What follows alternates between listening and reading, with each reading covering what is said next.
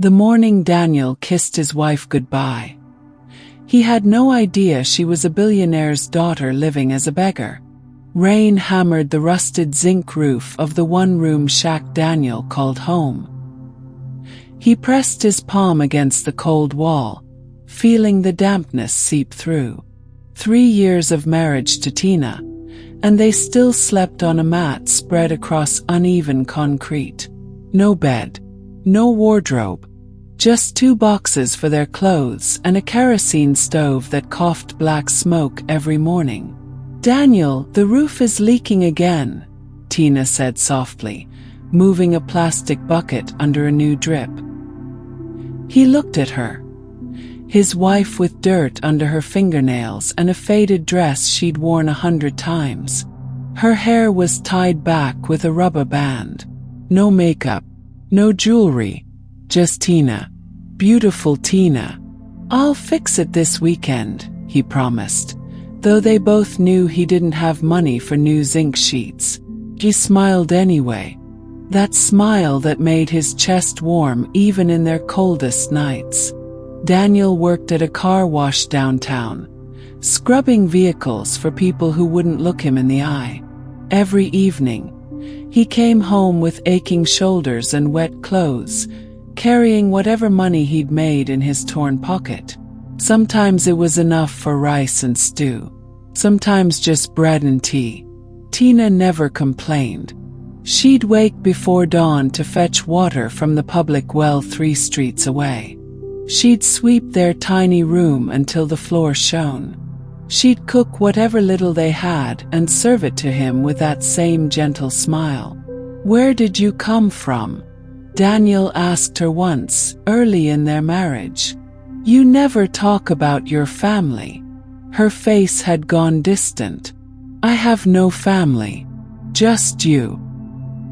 He'd held her that night, feeling her tremble in his arms like a bird with broken wings. But Daniel had a secret too.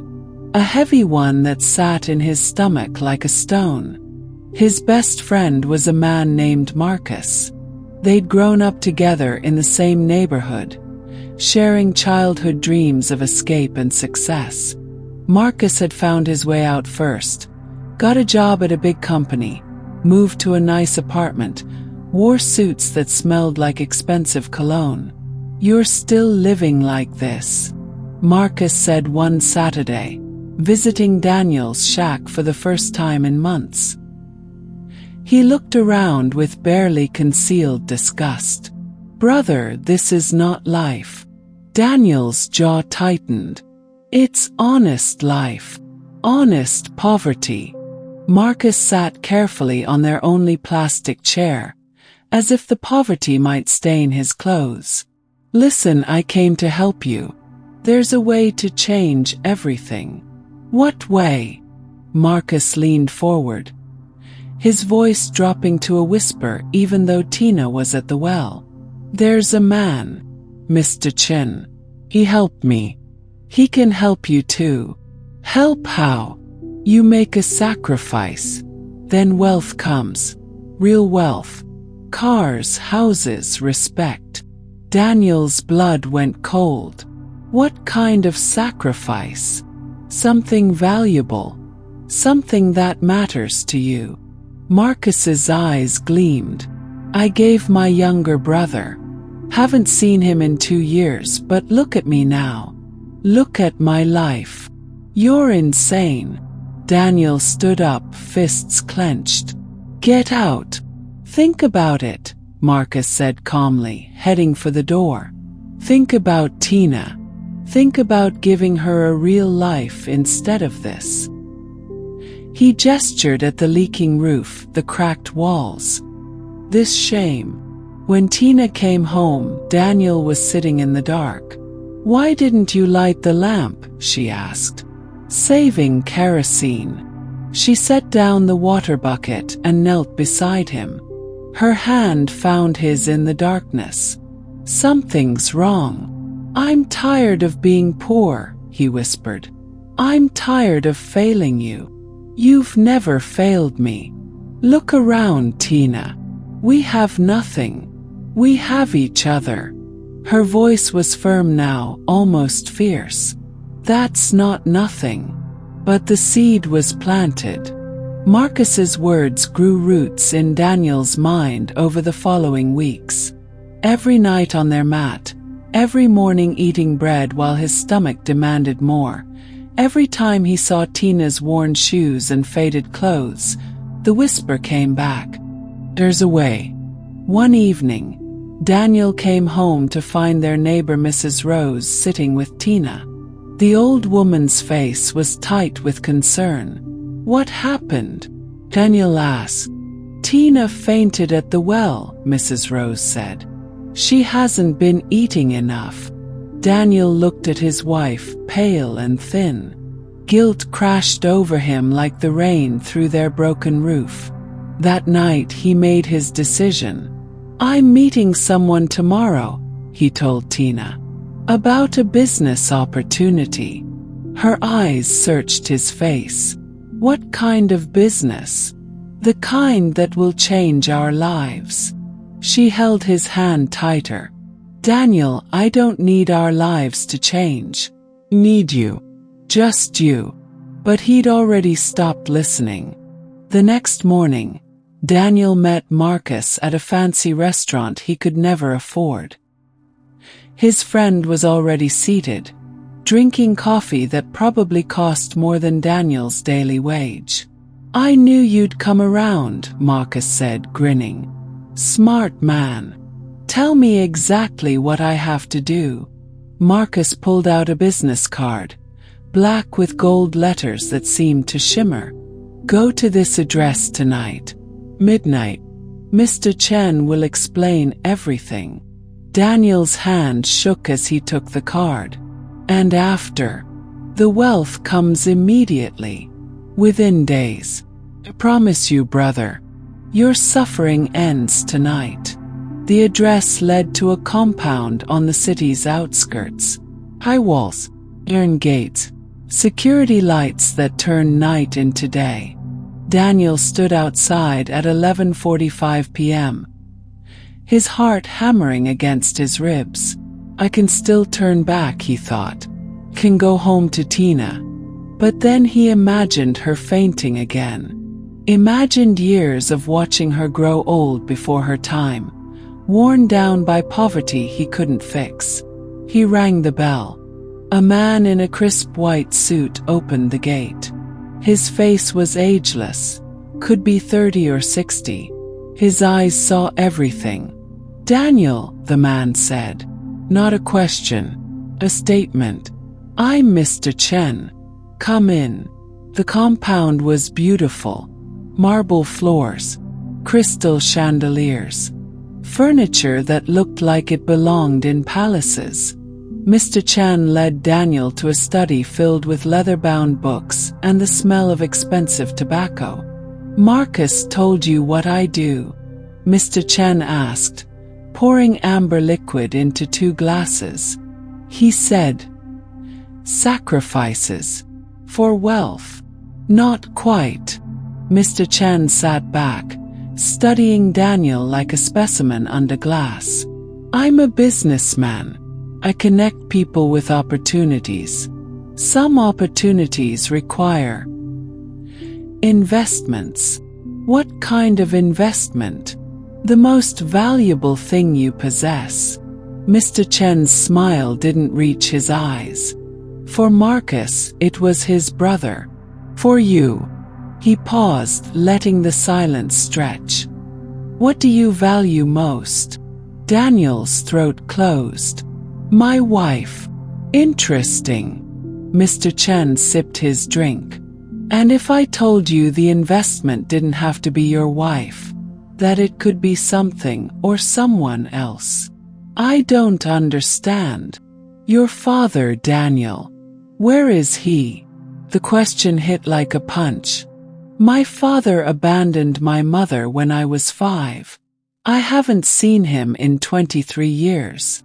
But you know where he is. Daniel hesitated. He did know. His father lived 3 hours away in a small village, alone in a decrepit house, forgotten by everyone except the bottle he married after leaving Daniel's mother. "He's nothing to me," Daniel said. "Perfect." Mr. Chen leaned forward. "Bring him here. One night. That's all. And your life transforms. Money in your account by sunrise. A job at my company. A house with your wife's name on the deed. What happens to him? Does it matter? He abandoned you. He chose alcohol over his own child. He deserves nothing from you." Daniel's hands trembled. "This is insane. I should leave." "You should." Mr. Chen stood, walking to the window. "Go back to your leaking roof and empty stomach. Watch your wife fade away because you were too weak to do what needed to be done. Or," he turned, his expression almost sympathetic, "or you make one hard choice. One night of courage for a lifetime of comfort." Daniel thought of Tina's smile, her gentle hands, her unshakable faith in him despite having every reason to give up. "If I do this," he whispered, "she can never know." "Secrets are the price of success," Mr. Chen said. "Do we have an agreement?" Daniel's mouth was dry. His heart screamed at him to run. But his pride, his desperate aching need to be something more than a failure, won. "Yes." The next Saturday, Daniel told Tina he needed to visit his sick uncle in the village. She packed him food, kissed his cheek, and made him promise to come back safely. He hated himself for how easily the lie came. The bus ride took 3 hours. Daniel watched the city fade into green countryside, his stomach churning with every mile. He found his father's house, more of a shack really, hidden behind overgrown weeds and broken bottles. The old man who opened the door barely looked human. Yellow eyes, shaking hands, breath that reeked of cheap gin. "Who?" His father squinted, recognition dawning slowly. "Daniel, my son. I need you to come with me," Daniel said, his voice flat. "Where? Why? Just come. It's important." His father laughed, a horrible wet sound. "You ignore me for 20 years, then show up demanding things? What kind of son? The kind whose mother you destroyed." Daniel shouted, surprising himself. "The kind who grew up hungry because you drank every penny. You want to talk about what kind of son I am?" The old man's face crumpled. "I was sick. I'm sick. I needed help. You needed a bottle. That's all you ever needed." Daniel pulled out the money Mr. Chen had given him. "Advance payment. I'll give you this. 200,000. Enough to drink yourself to death comfortably. Just come with me tonight. A few hours." Greed flickered in those yellow eyes. "What do you want me to do?" "Nothing. Just meet someone. Then you're free." His father took the money with shaking hands. Okay, son. I'll come." They arrived at Mr. Chen's compound at 11 p.m. Daniel's father stared at the luxury with wonder, not fear. He didn't know. He couldn't know. Mr. Chen greeted them at the door, his smile sharp as a knife. "Welcome, both of you. This is the man?" Daniel's father asked, confused. "What business?" "Come inside," Mr. Chen said smoothly. "Everything will be explained." Daniel watched his father follow Mr. Chen into a back room. The door closed. And then the screaming started. Daniel's blood turned to ice. He ran to the door, pounding on the wood. "What's happening? What are you doing to him?" Mr. Chen appeared beside him like smoke. "Completing our transaction. Don't worry, it will be over soon. Let him out." "I changed my mind. Let him out." But strong hands grabbed Daniel, security guards he hadn't noticed before. They held him as his father's screams rose higher, then suddenly cut off into terrible silence. The door opened. The room beyond was dark. "Me. Where is he?" Daniel's voice broke. "What did you do?" "I kept my promise." Mr. Chen handed him a phone showing a bank transfer. 5 million deposited into Daniel's account. "And I'll keep the rest. The job starts Monday. The house papers will be ready in a week." "My father is gone." B's agreed.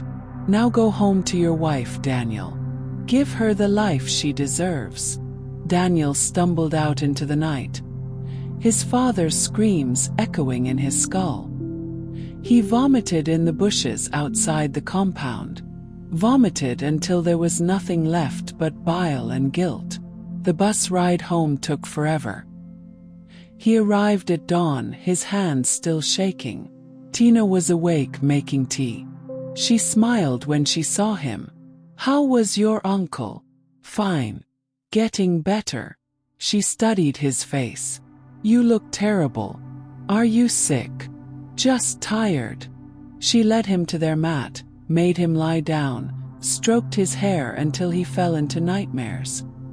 When he woke, his phone was buzzing. Messages from Mr. Chen. A job offer at a prestigious company.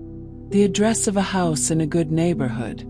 3 bedrooms, fully furnished, waiting for them to move in. "Daniel!" Tina stood in the doorway, holding his phone with a strange expression. "What is this?" "These messages about a house. A job." He sat up quickly. "I was going to tell you. A miracle. An opportunity came through. We're moving up, Tina. Finally moving up." Her eyes filled with tears, but not happy tears. Something else. "How?" she whispered. "How did this happen so fast? Does it matter? We're saved. Everything matters." Her voice was harder than he'd ever heard it. "What did you do, Daniel? What did you give up for this?" And in that moment, looking at his wife's face, this woman he thought he knew, Daniel realized something was very, very wrong. Because Tina wasn't asking questions like someone shocked by good fortune. She was asking like someone who already knew the truth. "Who are you?" Daniel asked slowly. "Really?"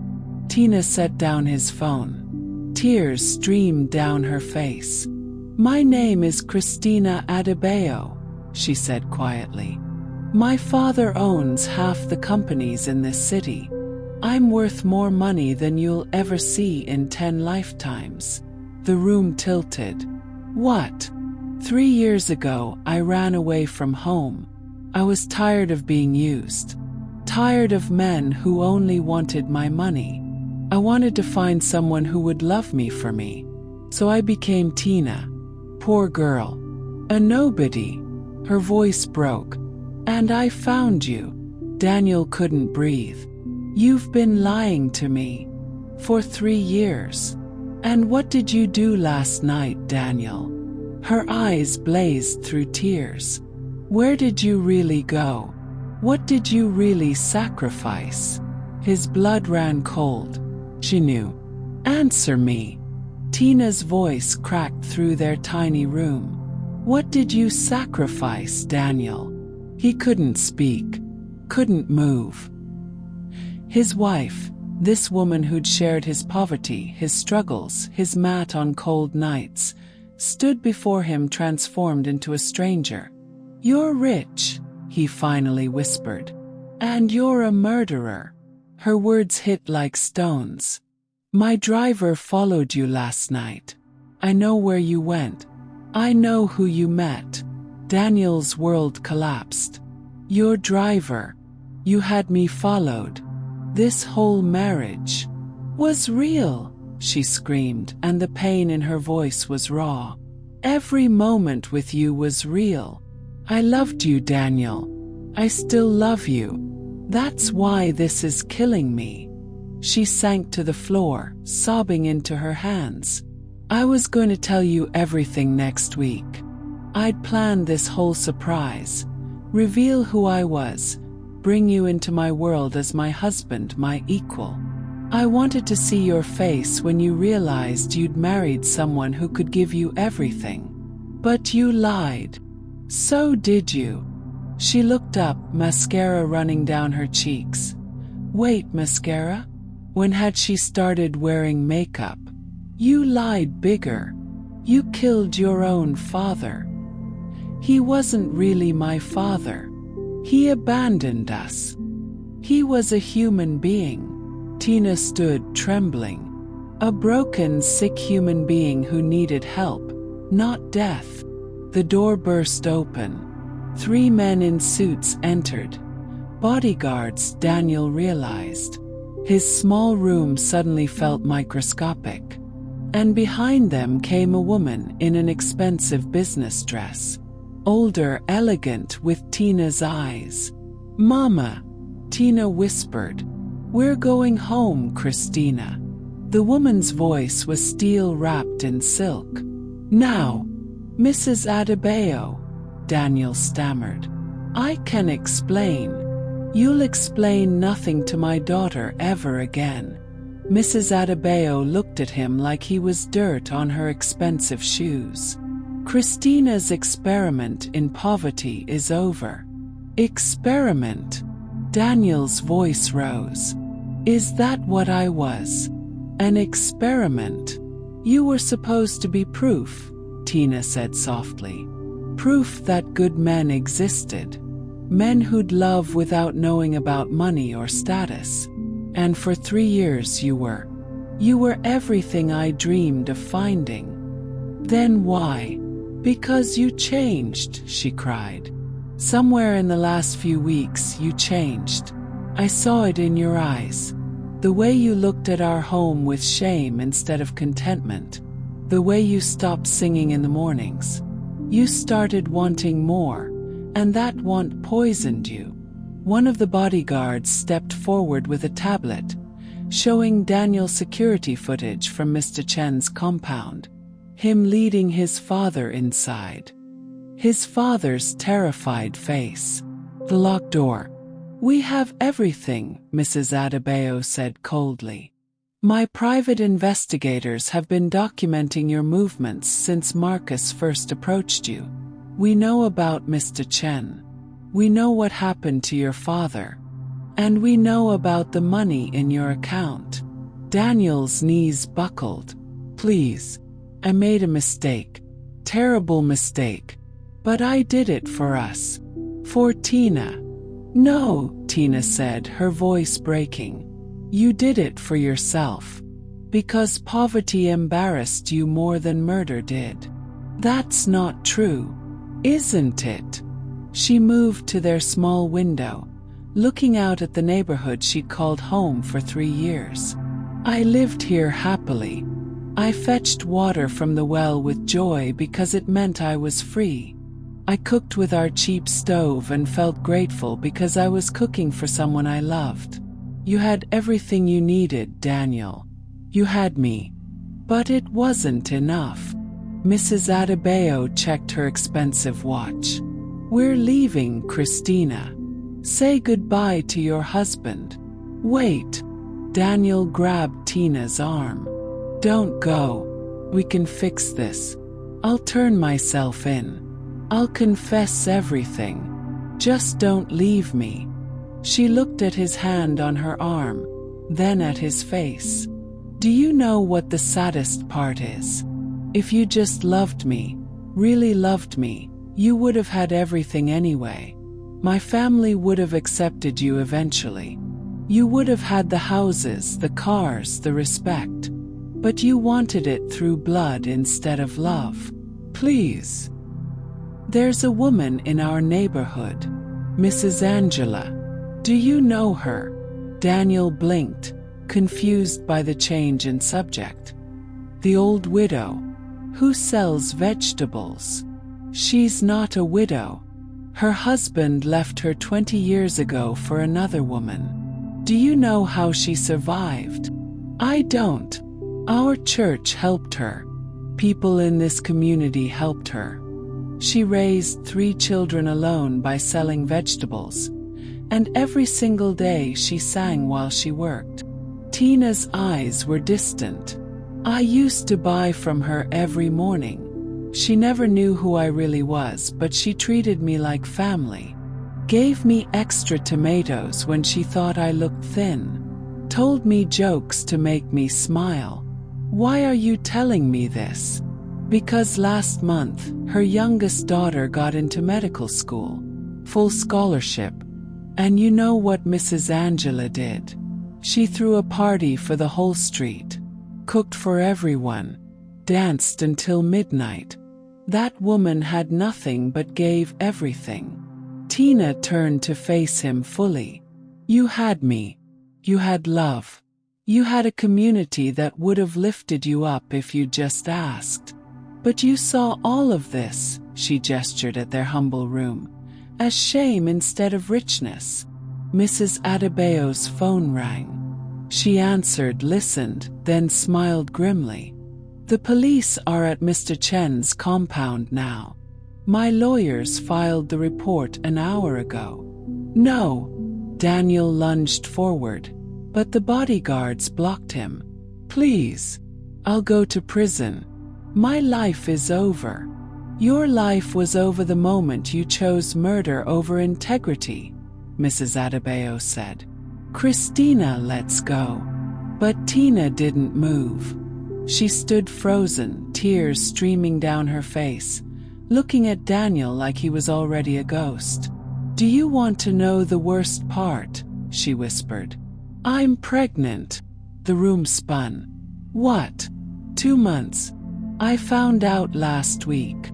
She placed a hand on her still flat stomach. I was going to tell you when I revealed everything else. I imagined your face, the joy, the tears. Our child growing up with everything we never had. Daniel's legs gave out. He fell to his knees. Oh God, Tina, I didn't know. Would it have mattered? If you'd known before you killed your father, would you have stopped? He wanted to say yes, desperately wanted to, but the truth stuck in his throat.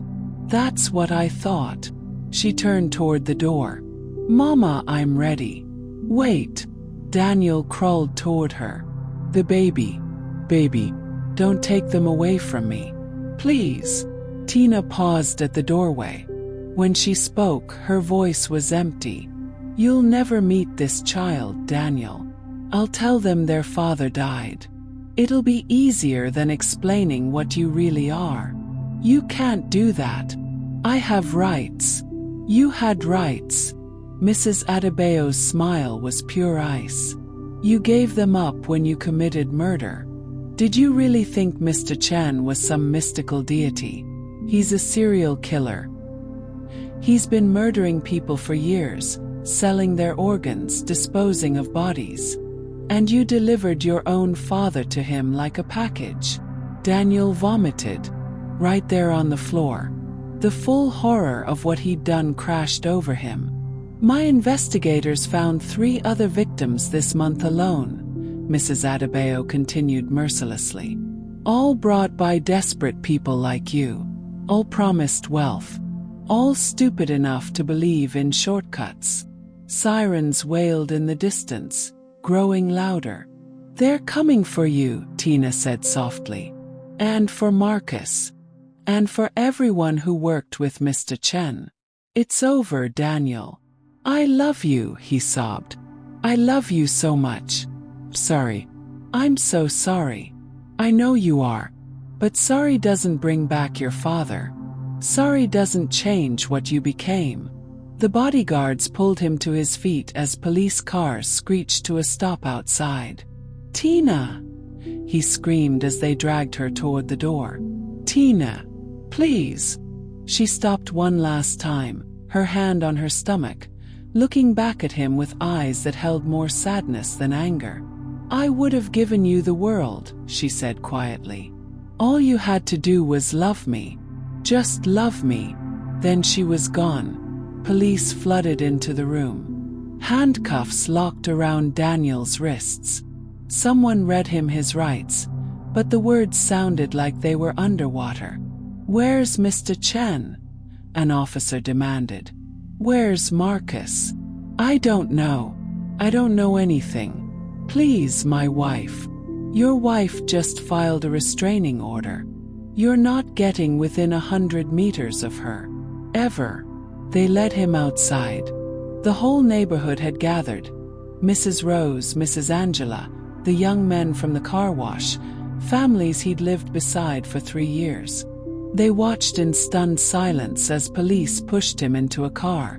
Mrs. Angela's face was the worst. Confusion and betrayal mixed with something like pity.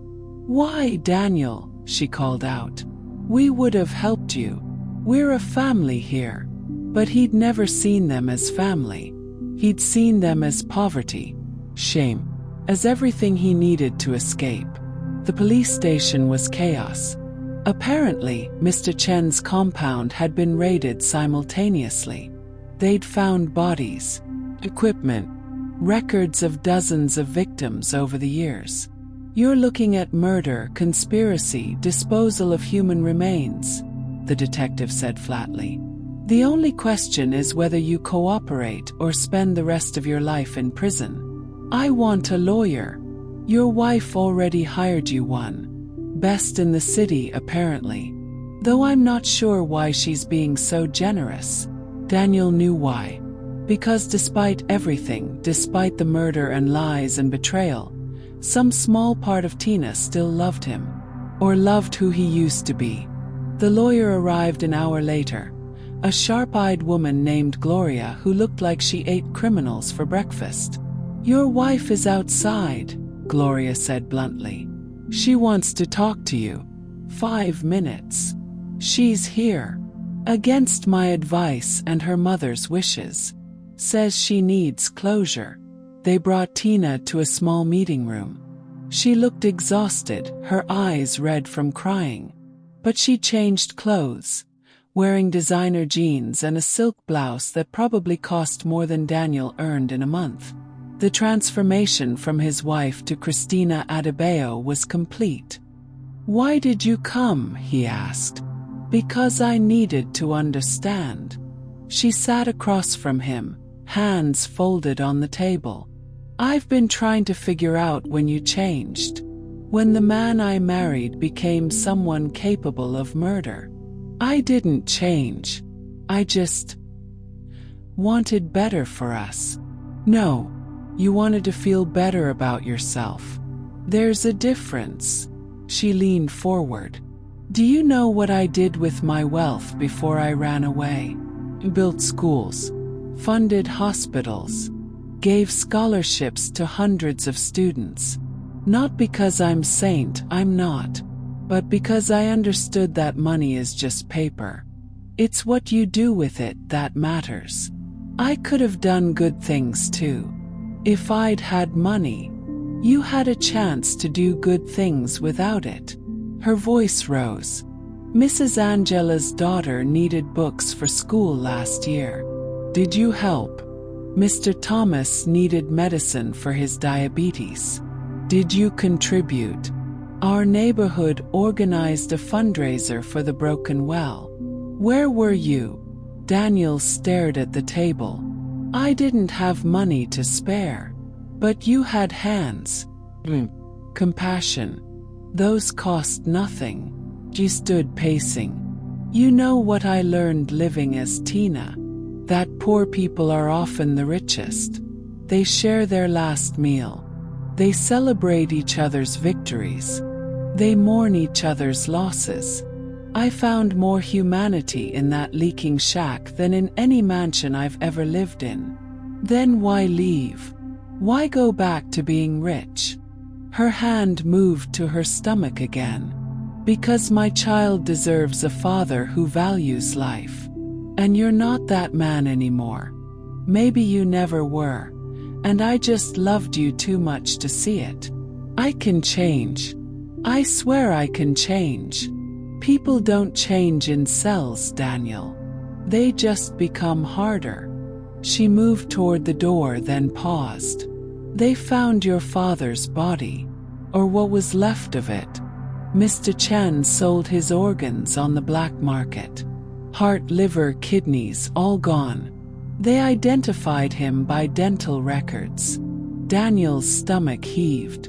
Your father was an alcoholic. Failure. A man who abandoned his family. But he didn't deserve to be butchered like an animal. Tina's voice was hollow. Neither did the others. The young woman who wanted money for her sick mother. The old man who wanted to pay his debts. All of them lied to buy Mr. Chen. All of them murdered. I didn't know. You didn't want to know. There's a difference. She opened the door. Goodbye, Daniel. I'll pray that prison teaches you what poverty couldn't, that being human matters more than being rich. The baby, he choked out. What will you name them? She smiled sadly. Something that means hope. Because that's what I'm choosing to believe in. Not you. Not us. Just hope. Then she was gone again. This time forever. The trial took 6 months. Marcus cooperated, turning state's witness in exchange for a lighter sentence. Mr. Chen was revealed to be part of an international organ trafficking ring. Dozens were arrested. Hundreds of victims identified. Daniel got 25 years. His cell was small. Nothing like the house Mr. Chen had promised. The money in his account was seized as proceeds of crime. But it was the letters that killed him slowly. Tina wrote once a month. Never long. Just updates. The baby is a girl. She's healthy. She started walking today. She has your eyes. She asked about her daddy. I told her you were working far away. She's starting school. Smartest kid in her class. She wants to be a doctor. Help people. Thinks she'll be amazing. Every letter included a photo. Daniel watched his daughter grow through pictures. First steps, first day of school, birthday parties, graduations. A whole life happening without him. The final letter came on his 15th year in prison. Daniel, my daughter knows the truth now. I told her on her 18th birthday. She cried for hours. Then she asked if she could write to you. I said it was her choice. She chose not to. She said she forgives you because I taught her that carrying anger only hurts the person holding it. But she doesn't want to know you. She said her father was the community that raised her, the teachers who believed in her, the friends who stood by her. I'm remarried now. Good man. A teacher I met at one of my charity events. He's adopted your daughter, our daughter. She has his name now. Fresh start. This is my last letter. I'm closing this chapter. Hope you've found peace. I hope you've learned that wealth isn't measured in money but in the lives you touch and the love you give. The poor family you pitied so much. Mrs. Angela's daughter became a surgeon. She operates for free 1 day a week, helping people who can't afford health care. Mr. Thomas started a community garden. Mrs. Rose runs a literacy program. They all did more with their poverty than you could have done with all of Mr. Chen's blood money. Goodbye, Daniel. I really did love you. Christina. Daniel sat in his cell, holding the letter until his hands shook. Outside his tiny window, he could hear birds singing. Free. He thought about his father, a man he'd hated so much he'd sold him to death. A man who, for all his failures, never committed murder. He thought about Tina, who'd loved him when he had nothing, who would have given him everything, who he lost because he wanted more than her heart. He thought about his daughter, a stranger with his eyes and a hero's soul, who'd grown up knowing her father valued money over humanity. And he wept, not for his freedom, not for his lost wealth, but for the man he could have been if he'd just understood one simple truth. The richest man isn't the one with the most money. It's the one who knows what truly matters. And by the time Daniel learned that lesson, he'd already lost everything worth having. 25 years later, Daniel walked out of prison a 70-year-old man.